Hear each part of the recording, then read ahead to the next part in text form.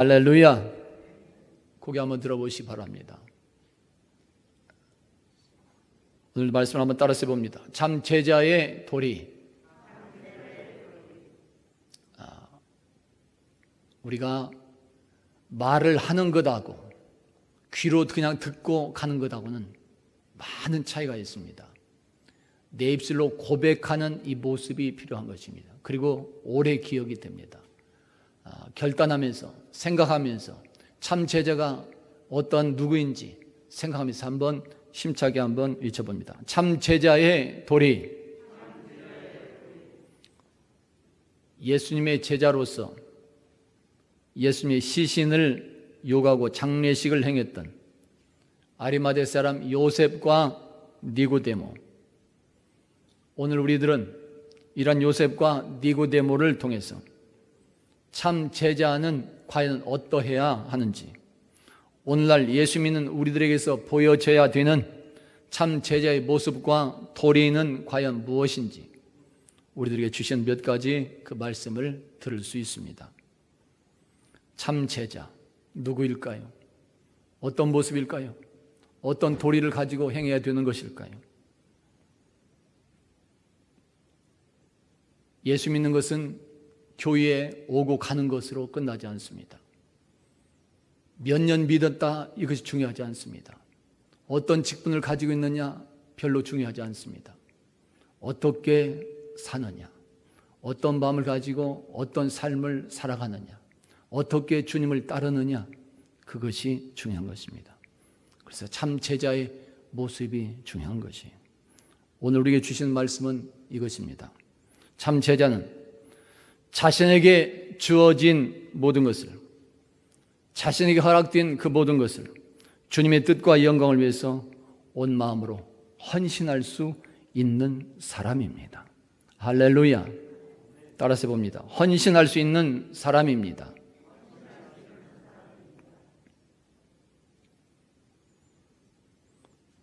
말씀을 준비하면서 짧은 글을 하나 읽었습니다. 어머니와 단둘이 사는 그런 아들이 있었습니다. 아버지도 계시지 않습니다. 어머니와 단둘이 사는 아들이 있었습니다. 그런데 어느 날 갑자기 아들이 교통사고를 당함으로 인해서 실명을 했습니다. 두 눈을 다 잃어버린 것입니다. 보이지 않습니다. 사고로 눈이 보이지 않는 그런 아들의 그런 절망감과 좌절은 이루 말할 수 없었습니다.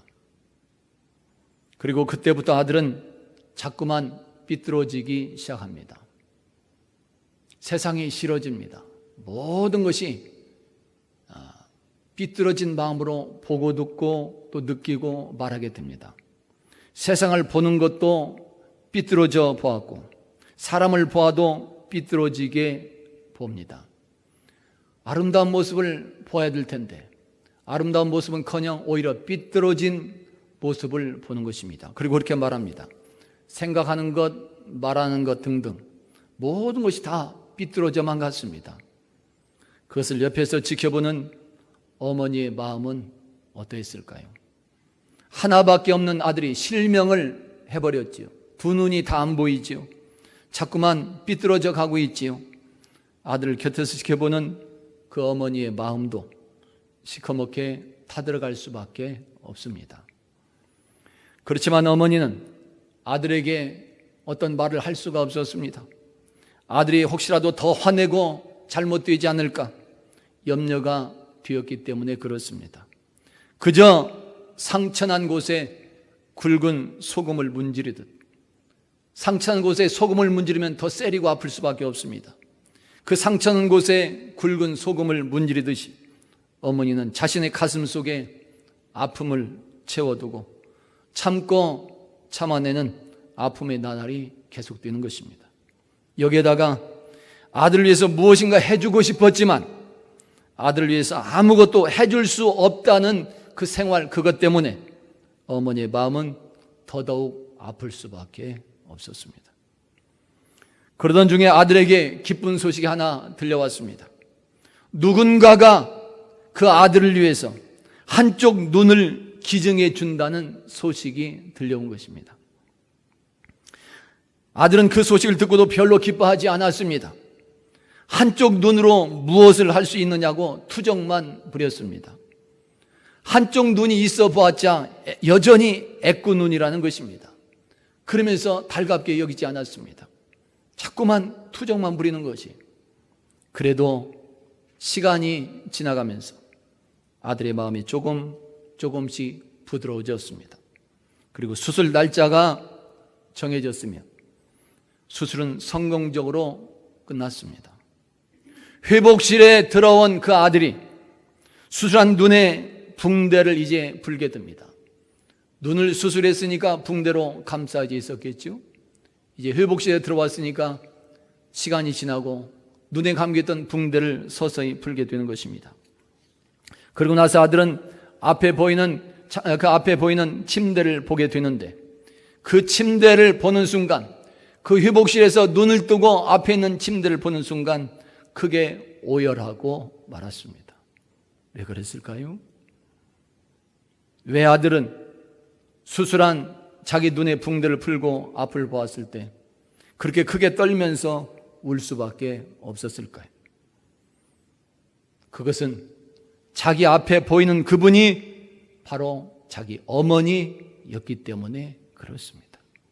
한쪽 눈을 수술하고 붕대를 감고 있는 그 어머니가 회복실 다른 침대에 앉아서 지금 자신을 지켜보고 있었기 때문입니다.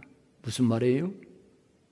다시 말하면 교통사고로 두 눈이 실명한 그 아들 자신에게 한쪽 눈을 기증해 주었던 그 사람은 다른 사람이 아니라 바로 자기 어머니였던 것입니다. 그때서야 아들은 그것을 알고 소리치며 울 수밖에 없었던 것입니다. 어머니가 아들에게 말합니다. 아들아, 미안하다. 너에게 두 눈을 다 주고 싶었지만 그러면 눈이 안 보이는 내가 오히려 너에게 짐이 될까 봐서 하나밖에 줄 수가 없었다. 엄마를 용서해라. 오열하던 아들의 그런 울음 속에서 녹이 슬어 삭은 양철이 뚝뚝 끊기듯 어머니가 아들에게 하는 소리도 간간히 끊겨질 수밖에 없었습니다. 왜요? 어머니도 속으로, 가슴 속으로 울고 있었기 때문에 그렇습니다. 자신의 한쪽 눈을 아들에게 주면서까지도 미안해 하시는 어머니의 그 마음. 두 눈을 다 주고 싶었지만 그러면 아들에게 혹시라도 짐이 들까 봐서 그랬다고 오히려 용서해 달라고 하는 어머니의 그 마음. 여러분, 우리들이 살고 있는 지금 이 세상에 이란 어머니의 그런 헌신보다도 더 아름다운 사랑과 헌신이 이 세상에 어디에 있을까요? 눈이 아니라 자신의 생명까지도 모두 다 주고 싶은 것이 아들, 딸들을 향한 부모님의 마음이요, 또 그 사랑이며 또한 헌신이라고 말할 수 있습니다. 오늘 우리들 모두는 그러한 부모님들의 사랑과 헌신 아래에서 태어날 수 있었고 또한 그 사랑과 헌신 안에서 우리는 성장한 사람들입니다. 그리고 이제는 다시금 부모가 되어 그 사랑과 헌신으로 자녀들을 양육하고 있습니다. 부모님들의 마음은 다 그런 것 같습니다. 이렇게 볼 때 우리들 모두는 누구 할 것 없이 모두 다 부모님이 계신다는 그것만으로도 행복한 사람들입니다. 누구 자녀가 되었다는 그것만이라도, 내 부모님이 계신다는 그것만으로도 우리는 참으로 행복한 사람들인 것이. 할렐루야. 자신의 모든 것을 자녀들에게 모두 다 주고자 하는 그 한없는 사랑과 또한 무한한 그런 헌신의 모습. 오늘 우리는 혈육적으로만이 아니라 피를 나누어서만 자녀가 되어서 우리가 사랑받는 것이 아니라 영적으로도 믿음 안에서도 그 사랑과 은혜를 입고 누리며 살아가고 있습니다. 그것이 무엇일까요? 바로 예수 안에서 우리들 모두에게 향하신 아버지 하나님의 사랑과 은혜가 되는 것입니다. 할렐루야, 할렐루야. 고개 드세요. 하나님은 자기 자신보다도 우리를 사랑하셔서 우리에게 모든 것을 다 내어주셨습니다. 자신의 생명까지도 실제로 다 내어주셨습니다. 그 사랑이 오늘 우리들을 살게 할 수 있는 것이요, 또한 그 사랑과 헌신이 오늘 우리들에게 새로운 희망과 용기를 주고 있는 것이며, 그 사랑과 그 헌신이 오늘 우리에게 위로가 되고 치유가 되며 승리가 되고 만들어주고 있는 것입니다. 할렐루야. 주님께서 이런 사랑과 헌신을 우리에게 주시지 않았다면 우리가 무엇으로 위로받으며 무엇으로 용기를 받고 무엇으로 승리할 수 있을까요? 그 사랑과 헌신이 있었기 때문에 오늘 우리가 평안하며 내일의 희망이 있는 것이고, 넘어져서도 다시 일어설 수 있는 것이고, 승리해 나갈 수 있는 것입니다.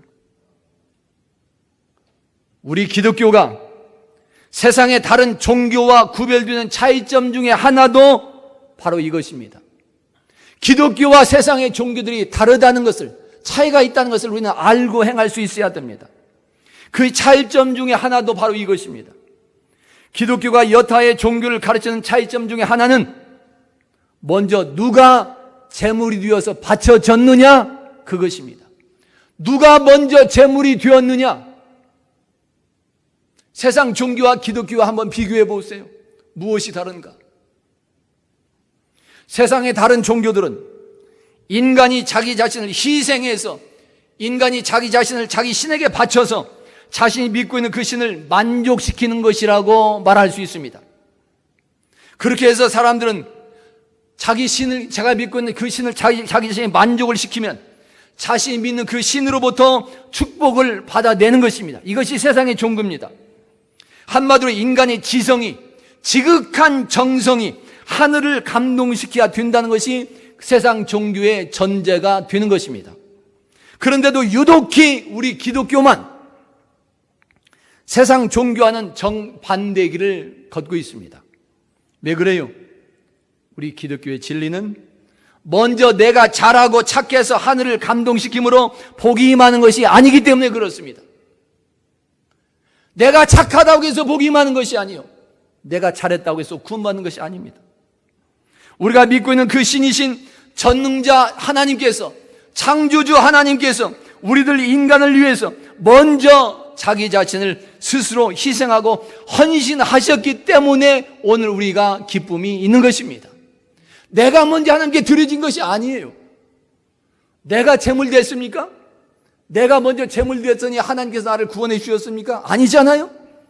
하나님께서 먼저 우리에게 찾아와 주셨습니다.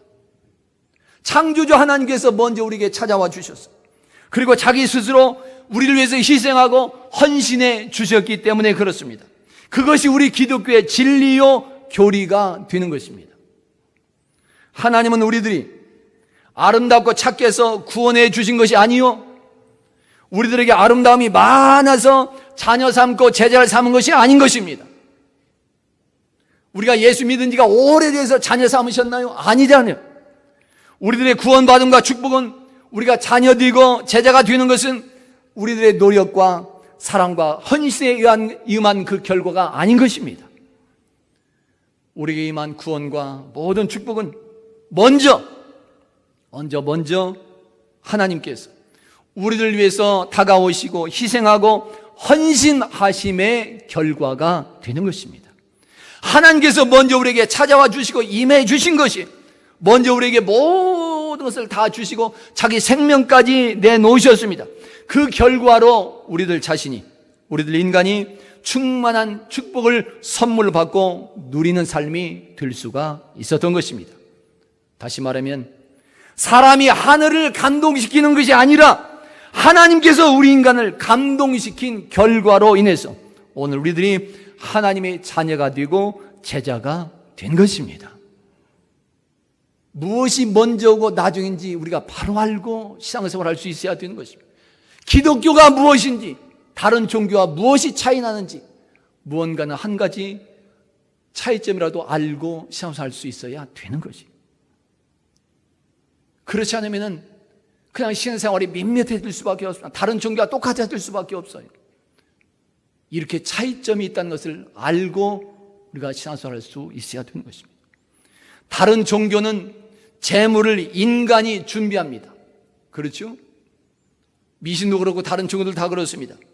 재물을 인간이 준비하지만 우리 기독교는 하나님께서 손수 재물을 챙기십니다. 실제로 하나님은 아브라함을 위해서 숯불사의 어린 양을 예배하셨습니다. 이삭을 제물로 드리라고 했을 때 하나님께서 미리 숯불사의 어린 양을 예비해 놓으셨습니다. 그래서 여호와 이레가 되는 것이며, 더 나아가서 하나님은 만세 전부터 계획하신 대로 자신의 아들 예수를 인간을 위한 희생 제물로 기꺼이 내어 놓으신 것입니다. 이렇게 하나님이 모든 것을 친히 먼저 준비하셨습니다. 이것이 우리 기독교의 진리가 되는 것입니다. 그 증거가 바로 예수 십자가의 죽음입니다. 바로 그 십자가가 다른 종교와 다른 결정적인 차이점 중에 하나라고 말할 수 있습니다. 십자가는 창조주 하나님이 자신이 우리 인간을 위해서 직접 제물되어 희생했다고 하는 증거가 되는 것이요, 또한 우리 인간을 위해서 온전히 모든 것을 다 내어놓고 헌신했다고 하는 증거가 되는 것입니다. 세상의 상천하지에 이런 신이 어디가 있을까요? 세상의 종교들, 다른 사람 믿고 있다는 그 신들이 바로 이런 신이었을까요? 아니잖아요. 세상의 상천하지에 하늘 밑에 이런 신이 어디 있으며 이런 하나님이 어디 계실까요? 바로 이런 하나님의 그 사랑과 희생과 헌신의 감동이 되어 우리들은 감사할 수밖에 없는 것이요, 그 하나님의 사랑과 희생과 헌신의 감동이 되어서 우리들은 엎드려 경배하게 되는 것입니다. 내가 경배하는 것은 억지로 지금 경배하는 것이 아니잖아요. 하나님께서 강요해서 경배하는 것이 아닙니다. 그 사랑에 감동되었기 때문에 우리가 온 마음을 다해서 엎드려 경배하게 되는 것입니다. 그리고 또한 하나님의 그 사랑과 희생과 헌신의 감동이 되어서 우리들도 각자 삶의 현장에서 그와 같은 사랑의 마음을 가짐으로 헌신하며 영광을 돌려나가게 되는 것입니다. 할렐루야. 종교개혁자 존 칼빈도 그의 저서 기독교 강요 제3권에서 하나님께서 우리들을 양자로 삼으실 때, 우리들을 아들, 딸로 삼아주실 때 조건은 다 하나뿐이었다고 말해줍니다. 그리고 그 조건은 우리가 양자 관계를 이어주는 끈이신 예수 그리스도를 우리 생활에서 나타내 주는 것이었다고 말해줍니다. 예수 그리스도를 생활에서 나타내라, 그런 삶을 살라, 이것이 양자되는 하나님의 자녀되는 조건이었다는 것입니다. 따라서 만일 우리가 자기 자신을 의롭게 하나님께 바치고 헌신하지 않는다면 우리는 창조주 그 하나님께 사악한 배신 행위를 할 뿐만이 아니라 예수께서 나의 구세주 되신다는 사실을 포기하는 것과 같다고 말해주고 있습니다. 내 삶에서 예수 그리스도의 모습이 보여지지 않으면 예수님이 나의 구세주라고 말할 수 없다는 것입니다. 하나님의 자녀도 아니고 제자도 될 수 없다는 것입니다. 한마디로 하나님께서 우리에게 자신의 아버지로 나타내셨으므로, 그렇게 임하셨으므로, 우리에게 사랑과 희생과 헌신의 모습을 그렇게 보여주셨으므로 오늘 예수 안에 우리들 자신도 그렇게 하나님의 자녀다운 생활 모습이, 사랑하고 또 희생하며 헌신하는 그 모습이 각자 생활 현장에서 보여져야 된다는 말이 되는 것입니다. 이러할 때 바로 그 사람을 예수 안에서 그렇게 사랑하고 희생하며 헌신하는 그런 생활이 보여지는 그 사람을 하나님의 자녀라고 말하는 것이요, 백성이며 또한 예수님의 참 제자라고 말할 수 있는 것입니다. 할렐루야. 오늘 아리마대 사람 요셉과 니고데모가 예수님의 제자가 되는 이유도 바로 그렇습니다. 예수님을 알았다고 해서 제자가 아니었습니다. 예수님에게서 듣고 배웠다고 해서 제자가 아니었습니다. 그들의 삶의 현장에서 예수님을 사랑하는 모습, 예수님을 위해서 희생하며 예수님을 위해서 헌신하는 모습이 보여지고 있었기 때문에 예수님의 참 제자라고 말할 수 있는 것입니다. 오늘 요한복음 19장에서 우리에게 말씀하고 있습니다. 다 같이 한번 보십니다. 똑같이 봉독합니다. 시작. 일찍이 예수께 밤에 찾아왔던 니고데모도 모략과 침향 섞은 것을 100리터쯤 가지고 온지라. 이에 예수의 시체를 가져다가 유대인의 장례법대로 그 향품과 함께 세마포로 쌌더라. 아멘. 모략과 침향은 고급 향료입니다. 이 향 재료들을 시체에 바르게 두는 것은 시체의 부패를 방지하기 위한 목적이 있기 때문에 그렇습니다. 그런데 그 양이 지금 엄청난 것을 지금 말해줍니다. 고급 향 재료를 100리터쯤 가지고 왔다고 말해줍니다. 유대인의 무게로 환산하면 그 고급 향료가 34kg 정도 된다고 말할 수 있습니다. 생각해 보세요. 향수가 34kg입니다. 얼마나 가게 될까요? 우리들이 지금 현재 바르고 있는 아침에 나오면서 뿌리고 온 향수 조그마한 병 하나만도 10만 원이 넘고 20만 원, 30만 원이 넘습니다. 고급 향재료가 34kg입니다. 양이 어마어마합니다. 가격으로 따지면 어마어마한 액수가 될 수 있습니다. 이것은 니고데모가 매우 부자였다는 것을 나타내고 주고 있는 것이며, 또한 예수님에 대한 그 사랑과 그 헌신이 이렇게 대단히 컸다는 사실을 말해주고 있는 것입니다. 아리마대 사람 요셉도 말할 것이 없습니다. 마태복음 27장에서 말해줍니다. 다 같이 한번 보실까요? 똑같이 봉독합니다. 시작. 요셉이 시체를 가져다가 깨끗한 세마포로 싸서 바위 속에 판 자기 새 무덤에 넣어두고 큰 돌을 굴려 무덤 문에 놓고 가니. 아멘. 요셉은 자기 무덤을 미리 준비해 놓았던 그런 사람입니다. 그런데 그 새로운 그 무덤을 예수님의 무덤으로 내어놓고 있는 그 사랑과 헌신을 지금 보여주고 있는 것입니다. 오늘 이러한 요셉과 니고데모의 그런 헌신을 통해서 예수님의 참 제자는 누가 되는 것인지, 그리고 각자 삶의 현장에서 어떠한 모습이 우리들에게 보여져야 되는지 말해주고 있는 것입니다. 예수님의 참 제자로서의 헌신, 어떤 모습이 있어야 될까요? 우리들의 삶의 현장에서 정말 내가 예수님의 참 제자라면 어떻게 예수 모습이 보여져야 되는 것일까요? 오늘날 우리들에게 보여져야 되는 헌신의 내용들은 무엇들이 있을까요? 많은 것들이 있을 수 있습니다. 그 중에서 우리에게 주신 몇 가지 말씀을 우리 한번 들어볼 수 있습니다. 첫째는, 예수 믿는 성도들은 말을 아름답게 하는 헌신이 있어야 되는 것입니다. 잠언 10장에서 말씀입니다. 보실까요? 똑같이 시작. 의인의 입술은 기쁘게 할 것을 알거늘 악인의 입은 패역을 말하느니라. 아멘.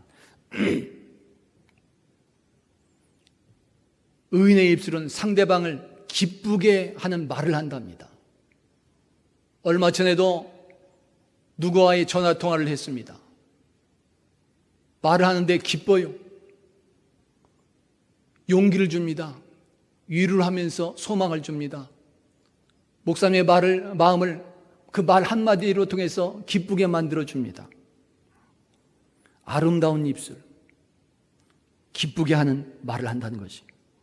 다 같이 한번 따라서 해봅니다. 말을 아름답게 합시다. 여러분, 말을 아름답게 하면 사람의 생명을 살려낼 수 있습니다. 말 한마디가 죽어가는 사람을 살려낼 수 있고 절망에 빠진 사람을 이렇게 세울 수 있습니다. 말 한마디를 잘하면 우리 교회를 살려낼 수 있습니다. 우리 말 한마디에 따라서 우리 교회가 생명이 좌우될 수 있습니다. 우리 말 한마디가 우리 교회를 부흥되게 하고 살려낼 수 있어요. 더 나아가서는 온 세상에 우리 말 한마디로 인해서 하나님의 영광도 나타낼 수 있습니다. 그래서 아름다운 입술은 참 헌신이라고 말할 수도 있는 것입니다. 말 한마디만 잘해도 주님께서 기뻐 받으신 헌신의 모습이 보여지는 것입니다. 둘째로, 성도들은 각자에게 주어진 시간을 주의 일을 위해서 잘 활용할 수 있어야 됩니다. 다 같이 한번 따라서 봅니다. 시간 활용을 잘 합시다. 요즘 현대에는 모든 사람들이 다 바쁘게 생활하고 있습니다. 바쁘지 않은 사람이 한 사람도 없습니다. 말 나올 때마다 나 바빠 계속 바빠집니다. 지난 과거처럼 시간이 남아 돌아간 사람은 별로 없습니다. 그래서 현대인들은 더더욱 시간을 내가 만들어서 활용할 수 있어야 되는 것입니다. 내 시간을 누가 주지 않습니다. 내가 스스로 만들어야 됩니다. 예수 믿는 신앙생활도 그런 것입니다. 예배드리는 시간을 내가 만들어야 되는 것입니다. 바빠서 못 나온다는 것은 핑계가 되는 것입니다. 시간을 내가 만들어야 되는 것입니다. 봉사하고 헌신하는 시간도 내가 만들어야 됩니다. 내가 바빠서 봉사할 수 없다는 것은 핑계입니다. 만들어야 된다는 것입니다. 왜요? 나도 바쁘고 다른 사람도 바쁘고 모두가 바쁘기 때문에 그렇습니다. 시간은 내가 만드는 것입니다. 사명 감당하고 충성하는 것도 내가 시간을 만들어야 되는 것입니다. 내가 시간을 만들어야 충성도 하게 되는 것이에요. 그래서 시간 활용을 잘하는 것, 참 제자의 모습이요, 헌신하는 모습 중에 하나라고 말할 수 있는 것입니다. 셋째로, 성도들은 각자에게 주어진 자신의 달란트, 그 재능을 주의 일을 위해서 사용할 수 있어야 되는 것입니다. 로마서 12장에서 우리에게 말씀합니다. 다 같이 한번 보실까요? 똑같이 묵도합니다. 시작. 우리에게 주신 은혜대로 받은 은사가 각각 다르니 혹 예언이면 믿음의 분수대로, 혹 섬기는 일이면 섬기는 일로, 혹 가르치는 자면 가르치는 일로, 혹 위로하는 자면 위로하는 일로, 구제하는 자는 성실함으로, 다스리는 자는 부지런함으로, 긍휼을 베푸는 자는 즐거움으로 할 것이니라. 아멘. 다 같이 한번 따라서 해봅니다. 재능으로 헌신합시다. 우리 모두에게는 각자 하나님께 주신 재능 한 가지씩은 분명히 있습니다. 그 재능을 가지고 어디에 사용해야 될까요?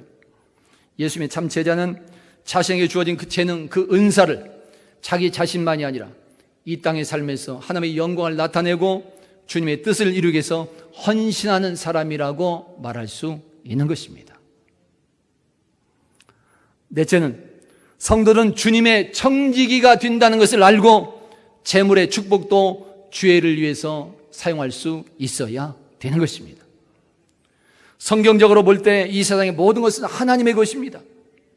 하나님께서 모든 것을, 만물을 다 창조하시고 우리에게 주신 것입니다. 그 중에서 오늘날 예수 믿는 성도들은 모두가 하나님의 것을 대신해서 관리하는 청지기와 같은 사람들인 것입니다. 그래서 성도들은 주인이신 하나님께서 원하시기만 하면 자기에게 주어진 그 재물까지도 주의 뜻을 위해서 사용할 수 있어야 되는 것입니다. 종교개혁자 마르틴 루터는 예수 믿는 성도들의 삶에 세 가지의 회심이 있어야 된다고 강조해 주고 있습니다. 세 가지 모습 거듭나야 된다. 예수 믿는 성도는 세 가지가 거듭나야 된다. 무엇이 있을까요? 생각해 보세요. 그것은 먼저 머리에 회심이 있어야 된다고 합니다. 머리가 거듭나야 된다. 생각하는 것. 또 다음엔 가슴에 회심이 있어야 된다고 말해줍니다. 이 마음 속에 생각하는 이 심령이 거듭날 수 있어야 되는 것이며, 또 하나는 지갑에 회심이 있어야 된다고 강조해 줍니다. 지갑, 재물의 거듭남에 회심이 있어야 된다는 것이에요. 주님께서 필요할 때 내 지갑을 열어서 드리는 그 헌신, 내 창고의 문을 여는 그 헌신, 바로 이것이 아름답고 바른 청지기의 삶이 되는 것이요, 또한 예수님의 참 제자로서의 삶이 된다고 말할 수 있는 것입니다. 내 창고의 문을 열어야 되는 것입니다. 교회 문도 열어야 되는 것입니다. 여러분의 지갑도 열려져야 되는 것입니다. 저도 되도록이면 목회생활 현장 하는 그 삶의 현장에서 제 지갑부터 먼저 열려고 하는 마음을 갖고 있습니다. 많은 것은 아니지만 저도 그 마음 가지고 생활하고 있습니다. 예수 믿는 성도는 내 지갑을 여는 회심이 필요한 것입니다. 그것이 헌신이 되기 때문에 그렇습니다.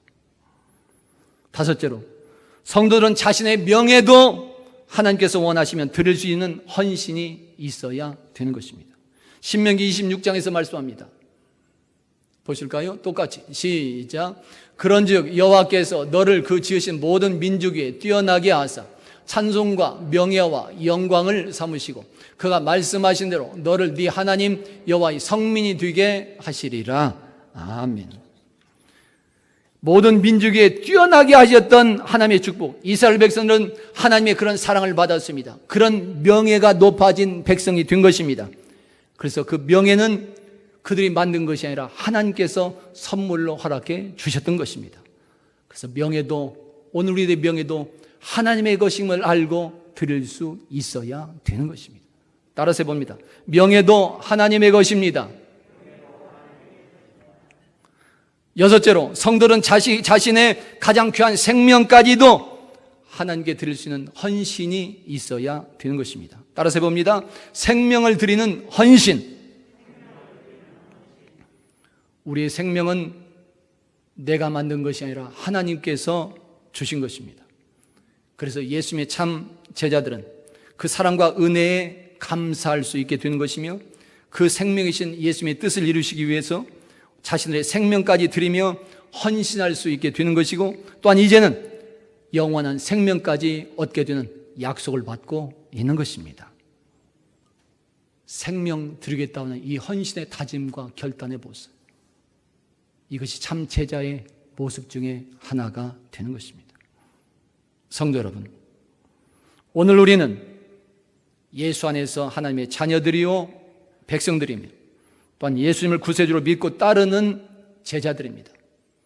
예수님께서 하신 말씀대로 그 행하신 것처럼 나도 행하겠다고 고백하면서 따라가는 사람들이 오늘 우리들인 것입니다. 그리고 그 참 제자로서 오늘 우리들에게 보여져야 하는 도리 중에 하나는 내게 주어진 모든 것을 이 땅에서 하나님의 뜻을 이루는데 내어놓고 드리는, 즉 헌신하는 모습입니다. 그 헌신함이 각자 삶의 현장에서 아름답게 이루어짐으로 하나님의 인류 구원 계획에 존귀하게 쓰임받는 여러분들이 다 될 수 있기를 예수 이름으로 축원합니다. 그리고 이 땅에서도 행복한 그런 충만한 행복이 충만한 삶이 다 이루어지시고 주님께서 다시 오실 그날에도 약속대로 영생의 면류관 받으시는 참 행복자들로 살아갈 수 있기를 예수 이름으로 축원합니다. 할렐루야. 기도합니다.